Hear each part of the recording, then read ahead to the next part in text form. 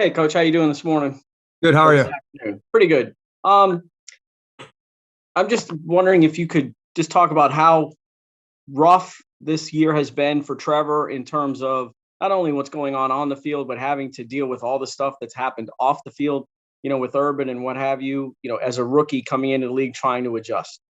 Yeah, I think the NFL season is hard enough just being a rookie and playing the position that he gets to play. There's a lot of responsibility on his shoulders, and anytime you add any more distractions or outside interference into that, I think just it adds to that. I like the way he's handled it. I think he's been a true professional about it. He continues to work and has been about his business each and every day. So I'm kind of really proud of what he's done in these last over this time that he's been here. The poise he's shown, we saw some of it at Clemson, but did it even surprise you a little bit how well he's handled all this? Yeah, I mean it's it can be one, it's a grind, and it's a long season, and then the lack of success that we've had, and then all the other distractions. I think that was the one thing when you looked at him at Clemson that you really liked was he was very poised under pressure, and he's been in some big moments. So he's kind of come here and done the exact same thing. Thank you. Thanks, Darrell. We'll go to Recording in Culpepper. progress. Hey, Darrell, can you give us a sense of what today is like for you and how it's different being the interim head coach versus being an offensive coordinator? What's a Monday like? Yeah, today was a little bit different for me. So I started the day. I came in and I met with Joe, sat and watched the game tape with him with on the defensive side, and then I went in with Nick and Carlos and watched the special team side. Then I met with the offensive staff, and then we watched the offense together. Then we went up and had the team meeting, and here I am talking to you guys. So as a follow-up, do you have to this week? Are you going to be folding other responsibilities in for whether it's Brian Schottenheimer or anybody else on the offensive side to try to balance everything you have on your plate? Yeah. So what I've done is, I thought about it as I told you guys I would. I thought about it a lot. Had some conversations, with Trent and everybody. And I think what I'm going to do is I'm going to turn the play calling over to Brian Schottenheimer to really help on the offensive side of the ball. I think it helps us in a lot of ways. Number one, it lets me, take more on of the head coach role that I'm being asked to do with that added responsibility. But also, we have a really another accomplished play caller in our midst, and be able to let Brian take an opportunity at it and put his own, personality into the offense as well. We'll be obviously in constant communication. We game plan together a lot anyway. So I'm really confident and happy that I'm going to be able to turn that to him. Thank you. Next call, we'll go to John Reed and then Gary Smith. How you doing, Coach?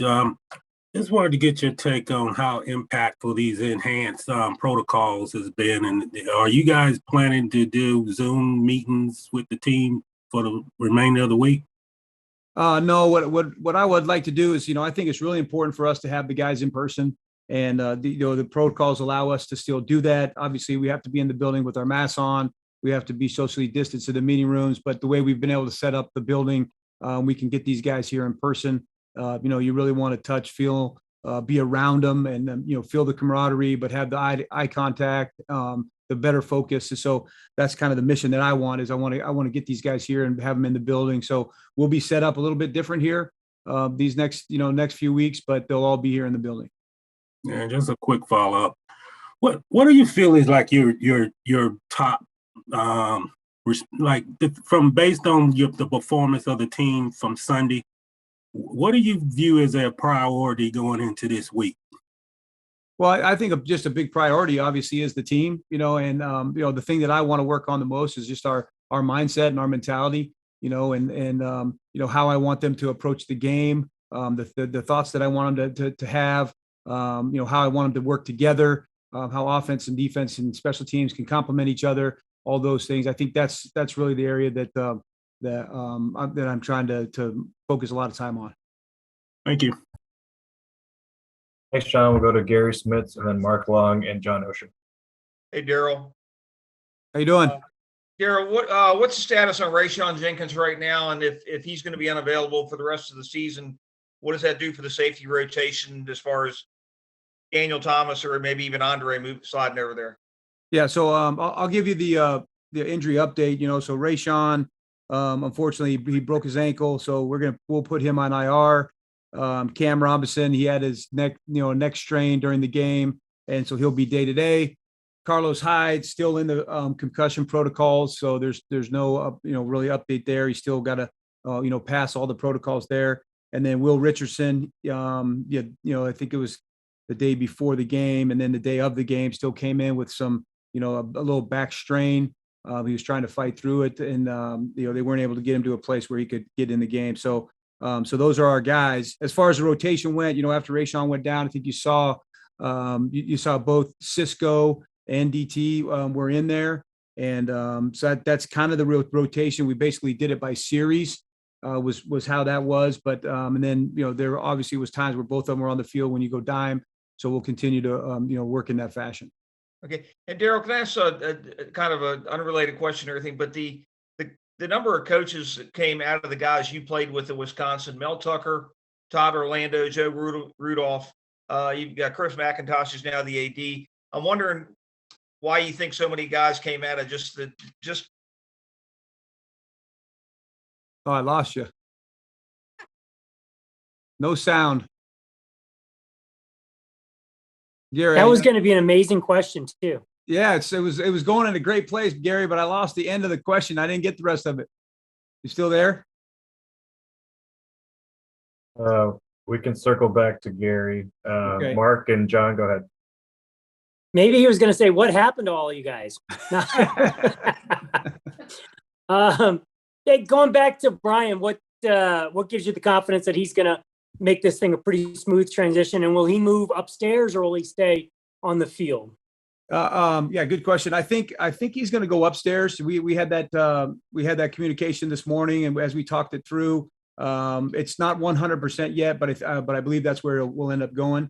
I'm just really confident. I think it might be a one of a kind here. That I was in Seattle, and then he followed me in Seattle, and he continued with great success there. Had record-breaking seasons with those guys as well. So I'm super confident in him. I love working with him each and every day. Total 100% confidence that he can do it, that he will do a great job. And we've spent enough weeks together here to kind of know, the ins and outs of it with each other in terms of what we like and the things we want to go to. But I basically told him, hey, it's his deal. I'm turning it all over to him. So put his own personality on it. And, there's not going to be drastic changes, but it will be his personality and it'll look different. And apologies for not knowing this, but did you do the same thing last year in Detroit? I did not. I remained calling the whole season. So how hard is it for you as a natural play caller to give up kind of your bread and butter? Yeah, we'll see. I know it's going to be hard, but the one of the things I think that makes it easier for me is how much confidence I have in Shadi. He's done a great job. He's had a great career, and so I have 100% confidence in him. Hey, Darrell, sort of staying on the Schottenheimer track.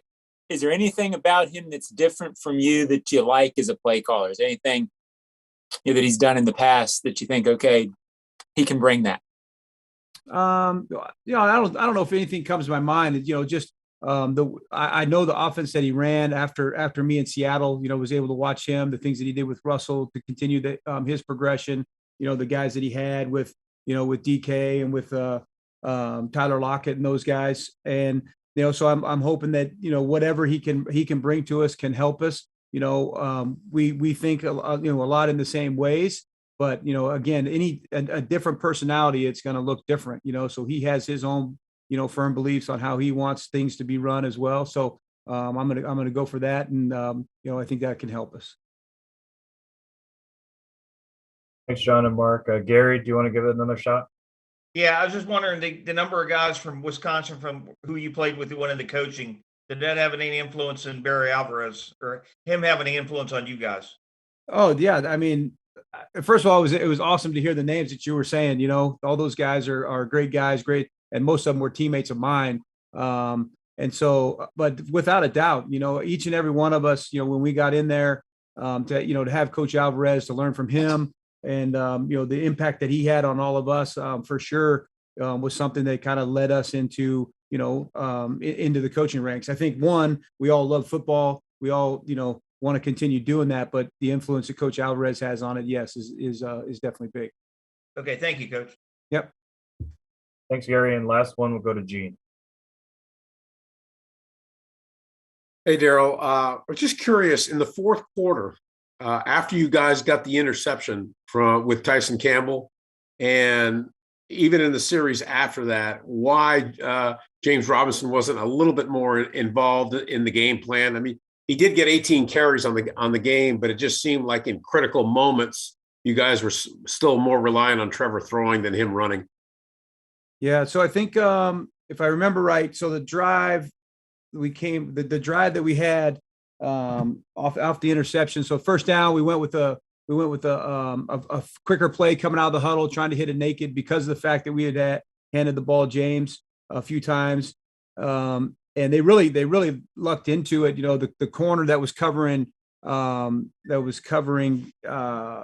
Treadwell came over late.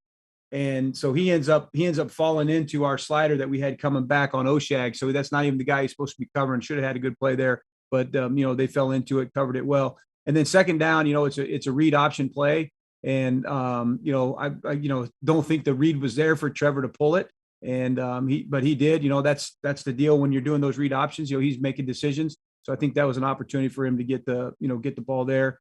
And then third down was third down. And then if I got it right, I believe, our next two drives that we had, it was still a 7-point game. And let's see, we had a field goal drive in there. And then the next two drives, we went 3 and out on those drives. And, one of them, we ran for 5, we ran for 1. And then we had the drop there on the outside. I think that was the second drive. And the other drive is we handed him the ball on first down. So there was run plays in there. I think there's at least 3 runs out of those 6 plays on those next 3 drives, or next 2 drives with 3 and outs. So, there was no opportunity to go away from them. We were still handing the ball, I believe.